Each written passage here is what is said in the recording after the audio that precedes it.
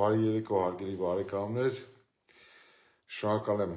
ուշադրության համար, այսօր բավականին հետաքրքիր ուղիղ եթեր ենք ունենալու, մեկ վայրկյան տեխնիկական մի խնդիր կա կարգավորենք ու անցնենք մեր ուղիղ եթերին, սիրելի բարեկամներ։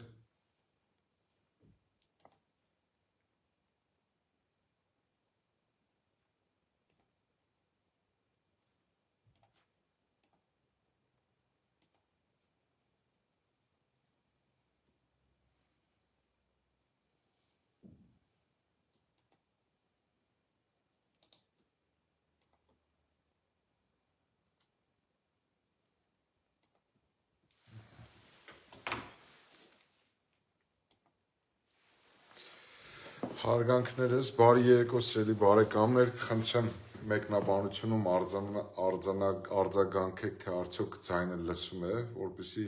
որևէ տեխնիկական խնդիր չունենանք եւ կարողանանք այսօր ձեզ հետ քննարկել։ Իմ խնդրանքը հնարավորության սահմաններում տարածեք այս տեսանյութը, որպեսզի հնարավոր լինի առավել շատ մարդկանց ընդգրկել եւ ծանոթացնել մեր դիրքորոշմանը եւ մեր տեսակետներին արդարացող հարցի կապակցությամբ, սիրելի բարեկամներ, այսօր ես անդրադառնալու եմ քաղաքական դաշտում տեղի ունեցող գործընթացներին, մասնավորապես իշխանության դրսևորած վարքագծին, վաղաժամ ձևավորված քաղաքական քարոզարշավին, ինչպես նաև ընդդիմադիր հատվածում տեղի ունեցող գործընթացներին։ Գիտեք, անկախ մեր կամքից, անկախ հանգամանքներից օբյեկտիվ իրականությունը այն է, սիրելի բարեկամներ, որ անցած տարվա հունիս ամսից մեր երկրի քաղաքական դաշտում Սամվել Կարապետյանը դարձել է էական դերակատար, իսկ աստիճանաբար վերածվում է այս իշխանությանը իրական այլընտրանք քաղաքական ուժը գլխավորող քաղաքական անհատի։ Տեսնենք, ժամանակը ցույց կտա, թե ինչպիսի իրադարձություններ են զարգանում կամ ինչ դեպքեր ու իրադարձություններ տեղի կունենան, այնուամենայնիվ, սիրելի բարեկամներ, ես ուզում եմ այսօր ձեր հետ միասին մի քանի հարցի շուրջ մենք կարողանանք սառնասրտորեն վերլուծել ու փորձել մեր տեսակետները ներկայացնել մեր հայրենակիցներին։ Երբ անցած տարի հունիս ամսին Սամվել Կարապետյանին ձերբակալեցին, ես հրապարակմամբ հանդես եկա հետևյալ վերնագրով եւ այդ վերնագիրը այսօր էլ դրել եմ այս ուղիղ եթերի որպես վերնագիր հետևյալ հարցադրմամբ. արդյոք հնարավոր է համազգային համախմբում Սամվել Կարապետյանի շուրջ եւ հանգել է հետեւության, որ հնարավոր է, եթե Սամվել Կարապետյանը իրականացնի մի շարք կարևորագույն ռազմավարական քայլեր, մասնավորապես հստակ իր դրսևորած վարքագծով եւ իր գործունեությամբ ընդգծի եւ հավաստի, որ Հայաստանի Հանրապետությունում իշխանափոխության խնդիրը դա բացառապես ներհայաստանյան օրակարգ է եւ վերաբերում է բացառապես Հայաստանի հայ ժողովրդին։ Այսինքն հայ ժողովուրդը ինքը պետք է բացառապես եւ Հայաստանում ապրող քաղաքացիները բացարձակապես իրենք պետք է որոշեն ու վճռեն Հայաստանի Հանրապետության իշխանության ճակատագիրը։ Հաջորդ խնդիրը ես ակնկալում եմ, որ Սամվել Կարապետյանը կներկայացնի Հայաստանի ռազմավարական զարգացման հայեցակարգը, որոնք վերաբերում են թե տնտեսությանը, թե արտաքին քաղաքականությանը, թե Հայաստան-Ադրբեջան հարաբերություններին, թե Հայաստան-Թուրքիա հարաբերություններին, թե Հայաստան-Ռուսաստան հարաբերություններին, Հայաստան-Ամերիկա եւ Հայաստան-Արևմուտք հարաբերություններին, եւ ես ակնկալում եմ, որ առաջիկայում իրենց գլխավորած քաղաքական ուժը նույնպես հանդես կգա այս հարցերի վերաբերյալ հստակ պարզաբանումներով եւ կներկայացնեն իրենց տեսակետները։ Հաջորդը ես ակնկալում եմ այն ժամանակ, որ Սամվել Կարապետյանը կամ իր գլխավորած քաղաքական ուժը հանդես կգա Հայաստանի կառավարման համակարգի ֆունդամենտալ հայեցակարգային փոփոխության առաջարկությամբ, սահմանադրական փոփոխություններով հանդես կգա որակապես նոր ազգային անվտանգության ռազմավարության հայեցակարգի ընդունման առաջարկությամբ, որակապես նոր ռազմական դոկտրին ընդունելու անհրաժեշտությամբ, ինչպես նաև տնտեսական ոլորտում առնվազն առաջիկա 10-15 տարիների ընթացքում 10-ից 15 միլիարդ ԱՄՆ դոլար ներդրում իրականացնելու նախաձեռնությամբ, որպեսզի մենք կարողանանք հասկանալ, թե առաջիկա 5 տարիների ընթացքում իր գլխավորությամբ հաջողության հասնելու պարագայում ինչպիսի Հայաստանի Հանրապետություն կամ ինչպիսի պետություն է ուրեմն ինքը իրականացնելու այնպիսի գործընթացներ եւ ինչպիսի պետություն է ի վերջո ձևավորվելու Հայաստանի Հանրապետությունը։ Եվ այս վերջի ամիսների ընթացքում սիրելի բարեկամներ իսկապես բավականին հետաքրքիր իրադարձություններ են տեղի ունենում քաղաքական դաշտում, բավականին հետաքրքիր դասավորություններ են տեղի ունենում, որոնք որոշակի մտորումների եւ վերլուծությունների տեղիք են տվել, եւ այս առումով ես կարծում եմ հետեւյալը, բավականին ակտիվ են առաջի, երկրորդ, երրորդ նախագահները, քաղաքական դաշտի այլ խաղացողներ, եւ այս առումով ես ուզում եմ մի քանի հստակ մեր դիրքորոշումը հստակ արձանագրել հետեւյալ իրադարձությունների եւ քաղաքական դաշտում տեղի ունեցող տեղաշարժերի կապակցությամբ, սիրելի բարեկամներ։ Վերջերս առաջին նախագահ Լևոն Տեր-Պետրոսյանը մի այսպիսի հայտարարությամբ հանդես եկավ, որ այն ինչի մասին մենք մի քանի ամիս առաջ ենք խոսել, այն ինչի մասին մենք անցած տարի ենք խոսել եւ ընդգծեց, որ Լևոն Տեր-Պետրոսյանը ընդգծեց, որ Սամվել Կարապետյանը միակ քաղաքական ուժն է կամ քաղաքական առաջնորդը, որը կարող է միավորել ընդդիմությանը։ Գիտեք, անկախ նրանից, թե մենք մեզանից յուրաքանչյուրը Լևոն Տեր-Պետրոսյանի նկատմամբ եւ նրա քաղաքական հետագծի նկատմամբ ինչպիսի վերաբերմունք ունենք, բայց օբյեկտիվ իրականությունը այն է, ինչ ասվել է, օբյեկտիվ իրականությունը այն է, որ Սամվել Կարապետյանը դարձել է միակ առանցքը քաղաքական դաշտի, որի շուրջ կարող է համախմբվել իրապես առողջ քաղաքական հատվածը, որը կարող է մարտահրավեր նետել ինչպես իշխանությանը, այնպես էլ այնպիսի ընդդիմադիր սեգմենտների, որոնց մասին մենք քիչ անց կխոսենք եւ իսկապես բերի ռեալ գլոբալ փոփոխությունների եւ հաջողությունների։ Այս առումով, սիրելի բարեկամներ, ես ուզում եմ մի քանի բաներ ընդգծել եմ ինձ մոտ թղթի վրա, որպեսզի ուզում եմ ձեզ համար ուրեմն առանձնացնել, բայց ես նաեւ որոշակի տարակուսանքներ ունեմ քաղաքական դաշտում առանձին խաղացողների, առանձին դերակատարների, քաղաքական դաշտ ներմուծված կամ քաղաքական դաշտում նոր քայլեր իրականացնող որոշ անհատների դրսևորած վարքագծից, մասնավորապես վերջերս անընդհատ շատ շահարկվում է սահմանադրական փոփոխությունների արգելքը կամ սահմանադրական փոփոխությունների արդյունքով Սամվել Կարապետյանի վարչապետ դառնալու հնարավորության հարցը։ Ես այդ հարցին մանրակրկիտ զուտ մասնագիտական վերլուծության համատեքստում անդրադարձել եմ սույն թվականի փետրվարի 13-ին, սիրելի բարեկամներ, եւ հստակ ընդգծել եմ, որ Սամվել Կարապետյանը այո, Հայաստանի Հանրապետության Սահմանադրության 48-րդ հոդվածի կարգավորումներից կամ փոփոխություններից հետո կարող է դառնալ Հայաստանի Հանրապետության վարչապետ, եթե նորընտիր ազգային ժողովը իրականացնի սահմանադրական փոփոխություն իրականացնի Հայաստանի Հանրապետության Սահմանադրության 148-րդ հոդվածում, որը հնարավորություն կտա ազգային ժողովի 2/3-ին ընտրելու Սամվել Կարապետյանին որպես վարչապետ, եթե իհարկե Սամվել Կարապետյանի գլխավորած քաղաքական ուժը ազգային ժողովում ձևավորի որակյալ մեծամասնություն կամ սահմանադրական մեծամասնություն, ինչպես ուզում եք դուք ասեք։ Բայց հիմա այս ֆոնի վրա, երբ որ գործող սահմանադրաիրավական կարգավորումները այնպիսին են, որոնք մեզ հնարավորություն են տալիս զուտ մասնագիտական հարթության վրա այդ հարցին անդրադառնալ ու հաստատել, ընդգծել, որ այո, մեր սահմանադրությունը տալիս է հնարավորություն, որ Սամվել Կարապետյանը սահմանադրական մեծամասնություն ձևավորելու պայմաններում դառնա վարչապետ, առանձին քաղաքական միավորներ, առանձին քաղաքական խաղացողներ, առանձին քաղաքական ուժեր, այսպես ասած, խանդով են վերաբերվում կամ այլ դիրքավորմամբ են հանդես գալիս, հնարավոր չեն համարում։ Ինձ համար իսկապես երբեք քաղաքական դաշտում երկակի ստանդարտները այսպես ասած ընդունելի չեն եղել եւ ինձ համար իսկապես շատ ցավալի է, որ մենք նման արձանագրումներ ունենք այս առումով։ Վերջերս ես այդպիսի ուրեմն արձագանք նկատեցի Արման Թաթոյանի կողմից, որ վերջինս այսպիսի մի ձևակերպում արեց, որ չի կարելի սահմանադրությունը փոփոխել մեկ մարդու պատճառով։ Գիտեք, շատ կարևոր միտք է, բայց ես կուզենայի այդ միտքը այլ դիտանկյունից գնահատել։ Օրինակ, գործող սահմանադրությունը ընդունվել 2015 թվականին, Արման Թաթոյանը այն ժամանակ արդարադատության փոխնախարարն էր եւ նախարարը Հրայր Թովմասյանն էր։ Եթե Արման Թաթոյանը, ես հիմա ուզում եմ դիմել նաեւ Արմանին այս ուղղությամբ, հարգելի Արման, եթե այն ժամանակ դուք ի պաշտոն լինելով արդարադատության փոխնախարար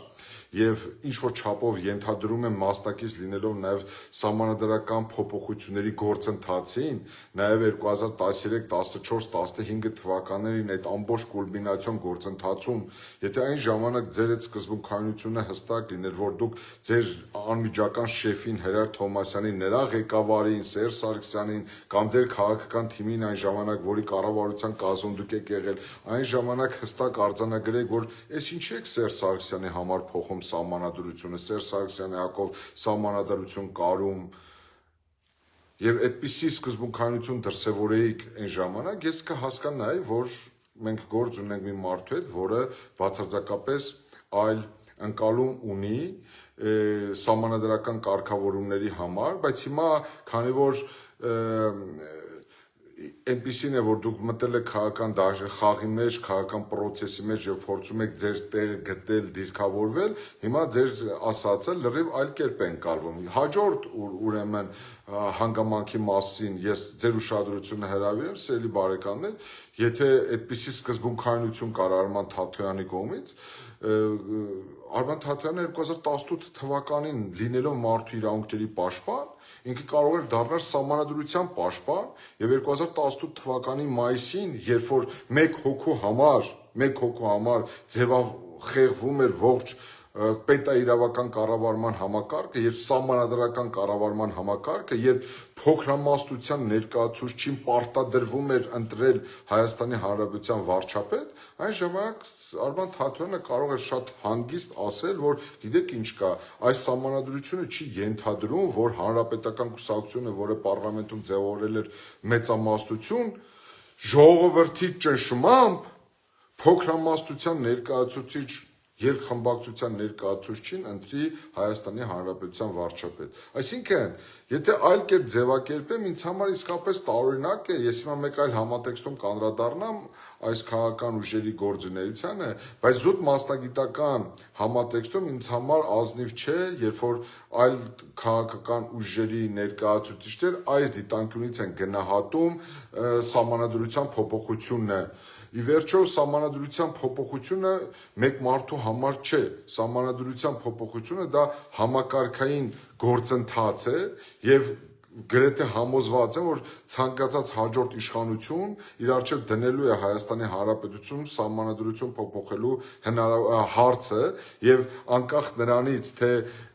ով ինչպես է պատկերացնում գալիք իշխանությունը եւ հաջորդ իշխանության քաղաքական քարտեզը, սիրելի բարեկամներ, ինձ համար ակնհայտ է, որ գործող սահմանադրությունը սպառել է իրեն եւ այդ սահմանադրությունը ենթակա է փոփոխման։ Ուստի հիմա այս առումով մոդելավորել, որ այդ սահմանադրությունը կարող է Սամվել Կարապետյանի գլխավորած ուժի մեծամասնություն ձևավորելուց հետո հնարավոր փոփոխությունը պայմանավորված լինի Սամվել Կարապետյանի անձով, ես ուզում եմ, որ դուք ինքներդ վերլուծեք սառնասրտորեն եւ ողջամտորեն, սիրելի բարեկամներ, եթե ցանկացած քաղաքական ուժ ձևավորի սահմանադրական մեծամասնություն, այսինքն երկրի բնակչության ընտրողների 2/3-ից ավել վստահության քվե ստանա, բնականաբար այդ քաղաքական ուժի ղեկավարը ինքը ավտոմատ պետք է դառնա ուրեմն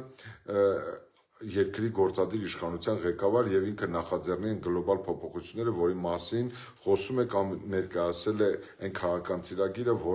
որի համար էլ ստացել է քաղաքացիների վստահությունը։ Բայց այս առումով ես կրկնում եմ, առնվազն ազնիվ չէ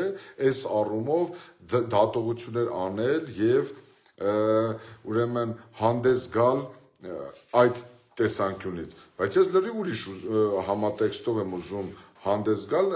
ներկայացնել իմ պատկերացումները, սիրելի բարեկամներ, որ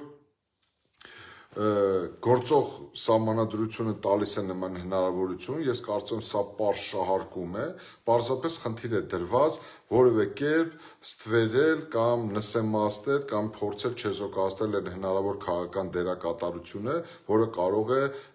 նախաձեռնվել ու ստանձնվել Սամվել Կարապետյանի կողմից։ Հիմա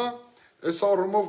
վերջերս ես 4-5 օր առաջ, սիրելի բարեկամներ, նաև մեկ այլ իր լրատվական կայքերից մեկին տված հարցազրույցում, երբ որ մեկնաբանը ինձ խնդրեց գնահատել քաղաքական դաշտում ստեղծված իրավիճակը եւ մասնավորապես Գագիկ Ծառուկյանի դերակատարությունը, ես անկեղծ հիմա ուզում եմ շատ անկեղծ ձեր հետ մի հանգամանքի մասին խոսել։ Նույն Գագիկ Ծառուկյանը, Արման Թաթոյանը, այլ քաղաքական դերակատարներ, բոլորը այս քաղաքական դաշտում հիմնականում բոլորը առանձին բացառություններով վերցած։ Ժողովուրդ, դուք ուզում եք, որ Նիկոլ Փաշինյանը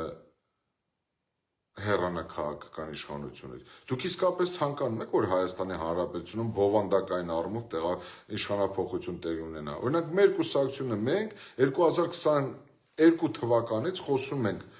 Հայաստանում բովանդակային առումով գլոբալ փոփոխությունների մասին։ Մենք ինքներս անընդհատ արձանագրել ենք, որ Հայաստանին որակապես անհրաժեշտ է նոր իշխանություն, նոր ընդդիմություն։ Մենք ինքներս ընդգծել ենք, որ Նիկոլ Փաշինյանը պետք է դառնա երրորդ հանրապետության վերջին վարչապետը, որ Նիկոլ Փաշինյանին հաջորդող վարչապետը պետք է բովանդակային առումով այլ պետության վարչապետ լինի եւ նախաձեռնի այնպիսի փոփոխություններ, որոնք ուղղակիորեն որակապես այլ զարգացման մակարդակի կհասցնեն Հայաստանի Հանրապետությունը։ Ու հիմա ես դիմում եմ այդ քաղաքական դաշտի այդ խաղացողներին, որոնք իբրև թե դեմ են Նիկոլ Փաշինյանի վերարտադրմանը, բայց փորձում են առանձին սեգմենտերով ինչ-որ քաղաքական խնդիրներ լուծել կամ ներգրավել քաղաքական գործընթացներին։ Իհարկե կան նորհայտ կամ նորաստեղծ քաղաքական ուժեր, որոնք ինքնադրսևորման կարիք ունեն կամ ինքնահաստատման խնդիր են լուծում, դրանց մասին չի խոսքը, իսեր ասո դուք ձեր անելիքները կարողացեք ձևակերպել եւ առաջ տարեք, բայց այն հիմնական խաղացողներին, այսինքն Գագիկ Ծառուկյանի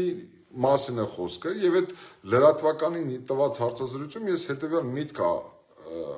փորձեցի զարգացնել, որ շատ հնարավոր է, որ Գագիկ Ծառուկյանի ղեկավարած գլխավորած քաղաքական ուժը կամ հենց իր անձի ներգրավումը քաղաքական պրոցեսներին հենց հիմնականում ուղղված լինի հենց Սամվել Կարապետյանի դեմ կամ ինչ-որ առումով այս քաղաքական ուժի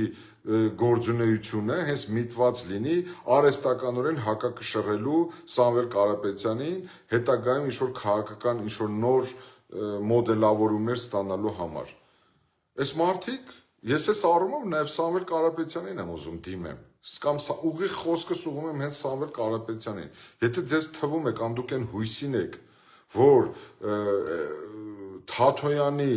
կամ Ծառուկյանի կամ այլ քաղաքական ուժերի այդ սեգմենտով վարկաբեկված Հայաստանի հեղինակությունը պղծած,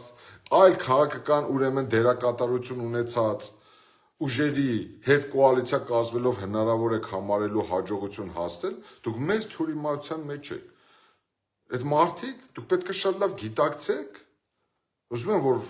ուզում եմ հավատալ, որ գիտակցում եք, ըմբռնում եք, հասկանում եք, որ այդ քաղաքական ուժերը մտնել են խաղի մեջ հենց ձեզ խանգարելու համար,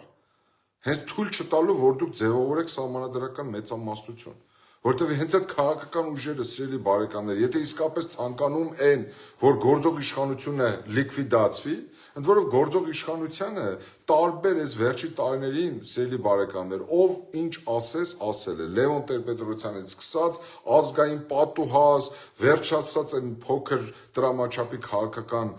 կուսակցություններով, ով ինչ ասես, ինչ պիտակավորում ասես տվել է։ Իբր ազգային պատուհաս չի, ամեն մեկը մի ձևով է կարող, ազգային բարիք է գործող իշխանությունը, չէ՞։ Ակնհայտ է, չէ՞, սիրելի բարեկամներ, որ գործող իշխանությունը իր գործունեությամբ ապացուցել է, որ ձախողված, բոլոր ոլորտերում ձախողված, կատարելապես իր խոստումները չիրականացած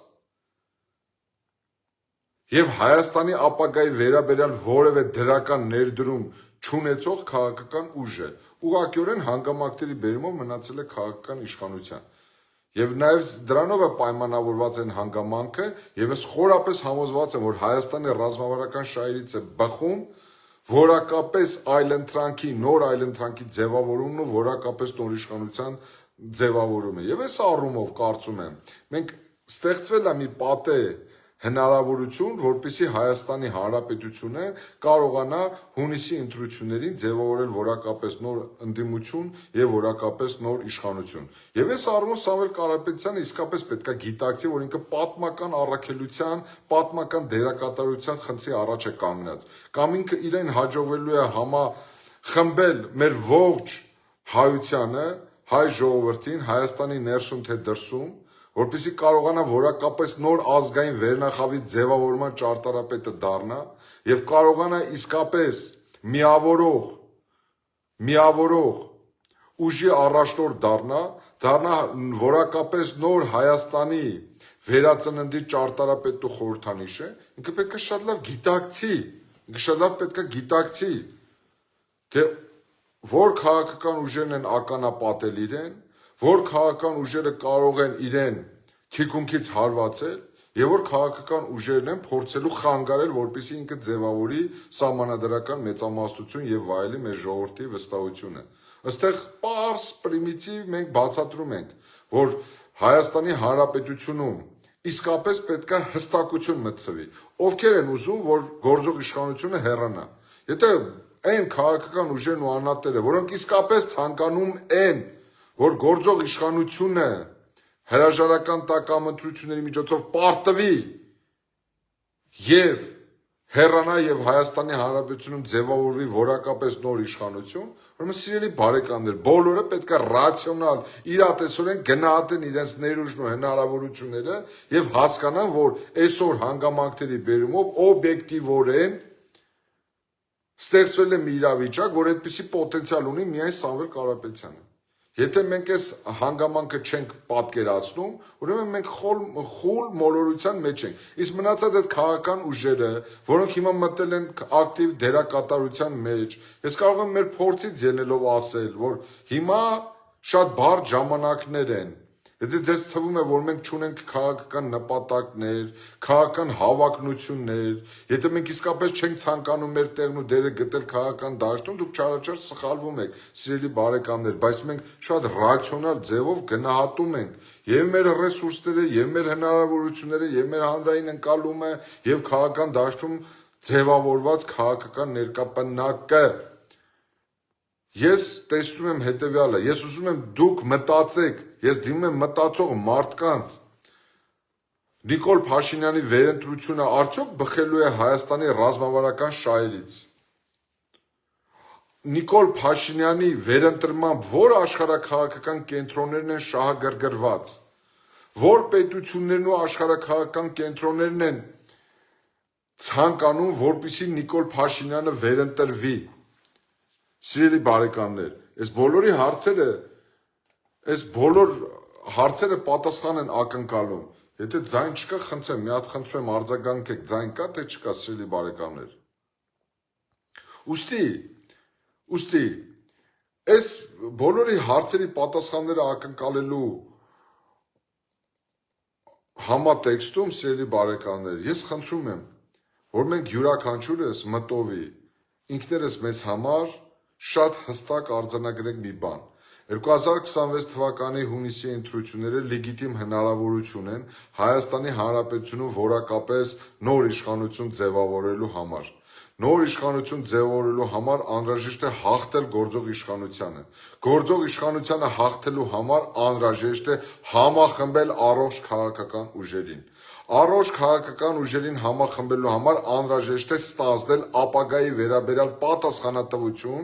եւ հանդգնել հաղթելու համար ձևավորելու ազգային նոր վերնախավ։ Ես նման պոտենցիալ այս պահին հիմա տեսնում եմ Սամվել Կարապետյանի մոտ։ Այդ անհատը իր անցած հետագծով ի վերջո ուզում եմ նաեւ դուք ինքներդ գնահատեք այս իրավիճակը։ Այդ մարդը իր անցած ճանապարհով, այդ մարդը իր հետագծով, սիրելի բարեկամներ, ապացուցել է, որ կարողացել է հասնել աներևակայելի հաջողությունների եւ ընդամենը Լոռու մարզից գնալով արտասահման Ռուսաստանի Դաշնություն նա այսօր կարողացել է դառնալ աշխարհում ամենակարողունակ, ամենամեծ ներուժ ունեցող հայը։ Ընդ որում ինձ համար բացարձակապես որևէ նշանակություն չունի նա այդ հաջողություններին հասել է Ռուսաստանի Դաշնությունում, Կիպրոսի Հանրապետությունում կամ այլ մեծահարուստ Հայաստան ազգությամբ հայ ներկայացուցիչներ որտեղ են իրենց կարողությունները հասել։ Շատ կարևոր է, որ այդ ներուժը, այդ կարողությունները ծառայեցվի Հայաստանի Հանրապետության ու հայ ժողովրդի բարեկեցության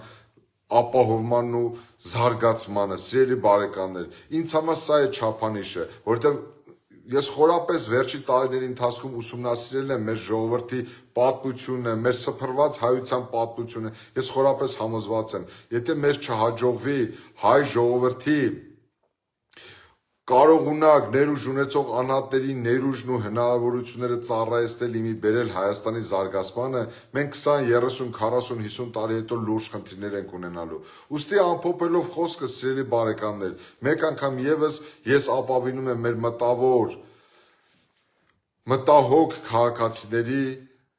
ուրեմն անկեղծությանն ու նրանց ողջամտությանը։ Եթե իսկապես հնարավորություն կա փոխելու մեր կյանքը դեպի լավը, ուրեմն մենք պետք է կարողանանք առողջ քաղաքական կորիզներով համախմբվել ու տեսնել հնարավորություն, բացել այդ հնարավորությունը հունիսի ընտրություններին լրջագույն հաջողություն ու բեկում իրականացնելու, բեկում շրջադարձային փոփոխություններ իրականացնելու համար։ Հանգամանքների բերումով կրկնում եմ, դա այսօր ստեղծված հնարավորությունը տալիս է հնարավորություն արձանագրելու, որ դա հնարավոր է Սամվել Կարապետյանի գլխավորած քաղաքական ուժի մասնակցությամբ եւ նրանց դոմինանտությամբ ու լոկոմոտիվ կարգավիճակի գոյությամբ։ Այսքանը, սիրելի բարեկամներ, խնդրանքս, որ